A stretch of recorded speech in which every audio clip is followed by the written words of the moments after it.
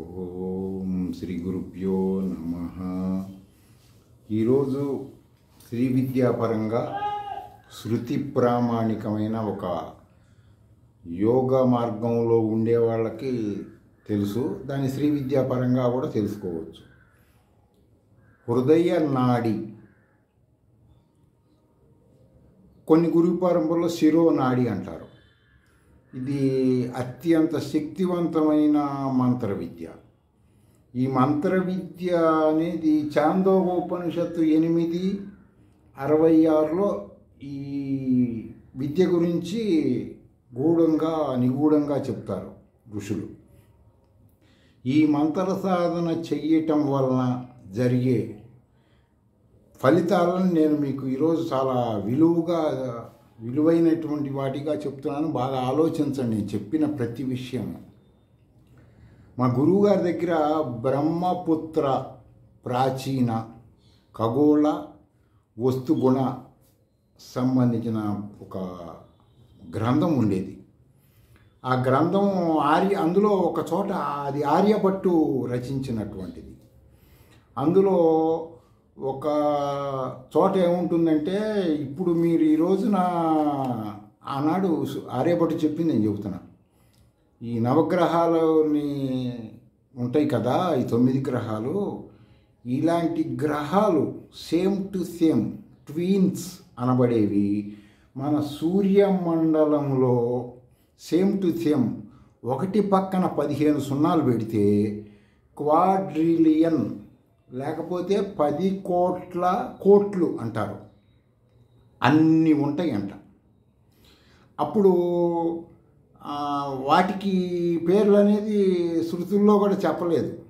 కారణం ఏంటంటే ఇది ఖగోళ శాస్త్రం రీత్యా. ఇప్పుడు ఉన్నటువంటి నవగ్రహాలని నువ్వు చెప్తున్నటువంటివి ఇన్ని ఉంటాయి. ఎన్ని ఉంటాయి? 10 కోట్ల సేమ్ టు సేమ్ ట్వీన్స్ ఉంటాయి. ఇది దాని సబ్జెక్టు. సరే, ఒక 15 సంవత్సరాల క్రితం జరిగిన యథార్థ సంఘటన చెప్తున్నాను.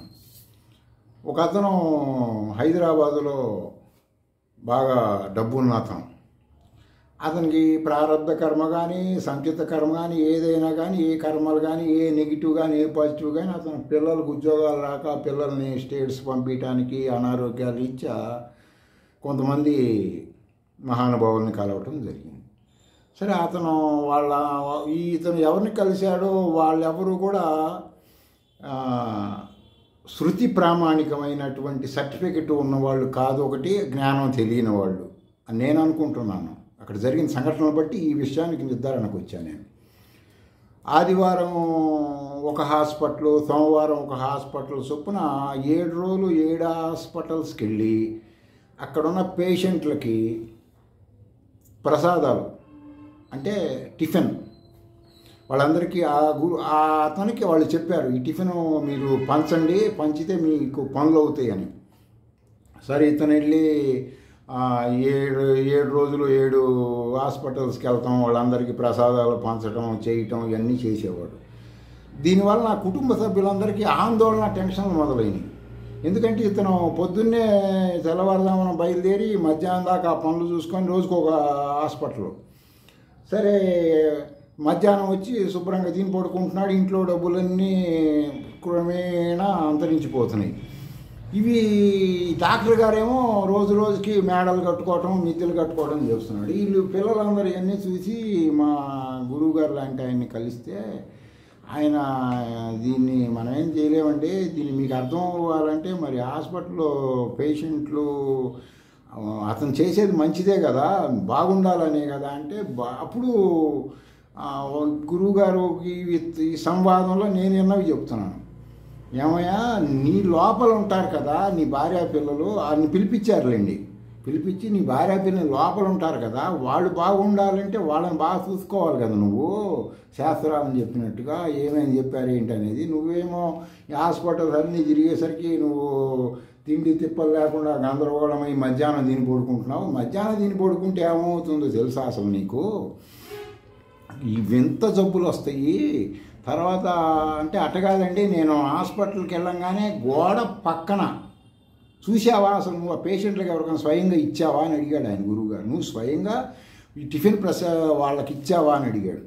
గోడ పక్కన వాళ్ళు ఉంటారని చెప్పాడండి డాక్టర్ గారు.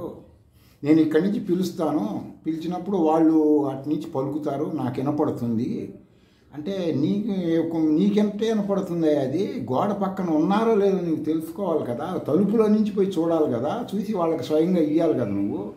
అంతేగాని ఎవరో చెప్పాను గోడ పక్కన అంటే ఇంత గందరగోళంగా మాట్లాడుతున్నాడు అతను.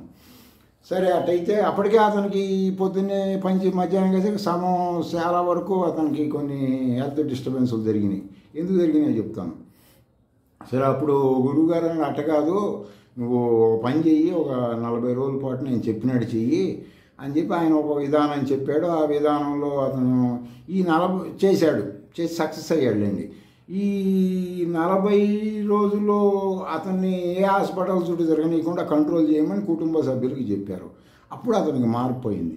ఈ మధ్యాహ్నం తిని ఎవరైనా సరే, అతనే కాదు ఎవరైనా సరే, 50 ఏళ్ళు దాటిన వాళ్ళు 1 గంట పడుకోవచ్చు, కానీ మిగతా ఎవరైనా సరే మధ్యాహ్నం పడుకుంటే ఆ బ్రహ్మపుత్ర వస్తుగుణ దీపికలో ఆయుర్వేద పరంగా ఏం చెప్తారంటే దానివల్ల సోమరితనం వస్తుంది, బుద్ధి పనిచేయదు, తర్వాత వచ్చేసి కఫము పెరిగిపోతుంది, బ్రీతింగ్ తేడా వస్తుంది, టీబీ వస్తుంది, ఉబ్బు కామెర్లు వస్తాయి, తలకాయ నొప్పి వస్తుంది, ఆకలి తగ్గిపోతుంది.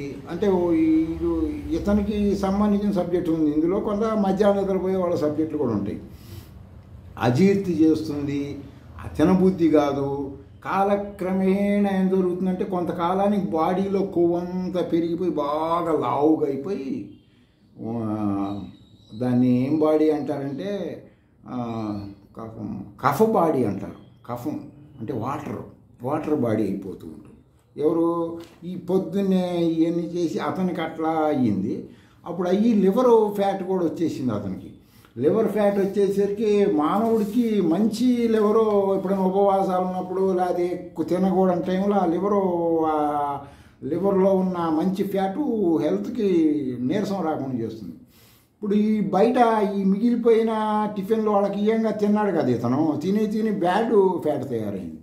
అప్పుడు ఈ గురువుగారు అతనికి మంత్రం మహాగణపతి మంత్రం చెప్పినట్టు నాకు గుర్తు. ఆ శబ్దాలు, ఆ ధ్వని నాభి పైన ఉండే లివర్ ఉంటుంది, నేను ఆ చుట్టుపక్కలే, అది దాని మీద ఈ సౌండ్ పనిచేస్తుంది. చేస్తూ ఏం చెప్పాడు, నువ్వు ఒక పసుపుతో ఇన్ని అంగుళాల గణపతి బొమ్మ చేసుకొని రోజు దానికి నారింజకాయ తొక్కలతోటి నైవేద్యం పెట్టి ఆ తొక్క పసుపు కలిపి తిను అని ఏదో ఆయన ప్రాచీనమైన గురు సాంప్రదాయం చెప్పుకొస్తే, నేను తర్వాత ఆయన చెప్పింది నేను వెరిఫికేషన్ చేస్తే నారింజకాయలో వచ్చేసి గ్లైకోసైడ్ అనే ఒక ఎంజైమ్ ఉంటుంది. ఆ తర్వాత పసుపులో కర్కుమిన్ అనే ఒక ఎంజైమ్ ఉంటుంది. ఈ రెండు కొవ్వుని కరగదీస్తాయి అని నాకు అప్పుడు అర్థమైంది. అందుకే ఆడవాళ్ళు కాళ్ళకు పసుపు రాసుకుంటే ఏంటంటే కాళ్ళలో ఉండే కొవ్వు కరిగి కాళ్ళు నాజుగ్గా ఉండటానికి కనపడటానికి మన పెద్దలు చెప్పారు.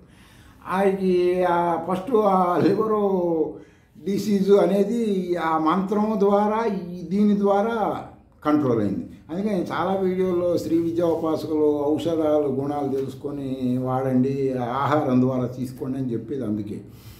ఆ విధంగా అతను చేసేసరికి 40 రోజుల్లో ఈ హాస్పిటల్ చుట్టూ తిరగటం మానుకొని ప్రశాంతంగా గురువుగారు చెప్పిన ప్రకారం మహాగణపతి ఇది చేసుకొని తర్వాత అట్లా శ్రీ విద్యలో చాలా ఉన్నత స్థితికి వెళ్ళాడులేండి. ఆ తర్వాత నిదానంగా పిల్లలు అమెరికా వెళ్ళటానికి ఎక్కడ డిస్టర్బెన్స్లు అవుతున్నాయి అవన్నీ వాడు ఇంటర్నల్గా వాడికి అర్థమైంది. ఈ హాస్పిటల్ చుట్టూ తిరిగి ప్రసాదాలు వాళ్ళకి ఇచ్చి మిగిలిని తిని ఇది కొంపు అవ్వకుండా అట్లా డెవలప్ అయ్యాడు. అదేవిధంగా ఒక క్వాడ్రిలియము అనబడే నవగ్రహాలు పైన ఉన్నాయి కదా ట్విన్స్, ఎవరైనా సరే ఏది చేసినా సరే మీకు అది ప్రత్యక్షంగా సత్యమా కాదా అనే తెలుసుకోండి. అంతేగాని దానికి సాక్ష్యం ఏంటి? శృతులే సాక్ష్యం. శృతి విరుద్ధంగా చేస్తే ఫస్ట్ వీడియోలో చెప్పాను కదా, నువ్వు ఎవరినో పిలుస్తుంటే అక్కడ కూర్చున్న వాళ్ళు నువ్వు ఎవరిని పిలుస్తున్నావు వాడు పలుకుతాడు, కానీ నువ్వు ఋషి పేరు వాడి ఇంటి పేరు వాడి పేరు లేనివాడిని పిలిస్తే వాడు పలకడు కదా. నువ్వు వాడు పలికాడని పలకలేదని చెప్పి ఓ పిలిచి పిలిచి పిలిచి నీ శరీరంలో ఉన్నవన్నీ పోగొట్టుకుంటావు కదా. అందుకని మీరు ప్రశాంతంగా ఈ మధ్యాహ్నం పూట నిద్రపోయే వాళ్ళు కొంచెం జాగ్రత్తగా నిద్రపోకుండా ఉండటానికి ప్రయత్నాలు చేయటం, తర్వాత ఈ హాస్పిటల్స్ చుట్టూ తిరిగి ఎవరైనా ఈ ఫ్రీగా పేషెంట్లకి ఏమైనా ఇచ్చి వాళ్ళ ద్వారా వాళ్ళని సంతోషపెట్టి వాళ్ళ ద్వారా మా పనులు అవుతాయి అనుకోవటం అంధ పరంపర ఆధ్యాత్మికము. స్వస్తి.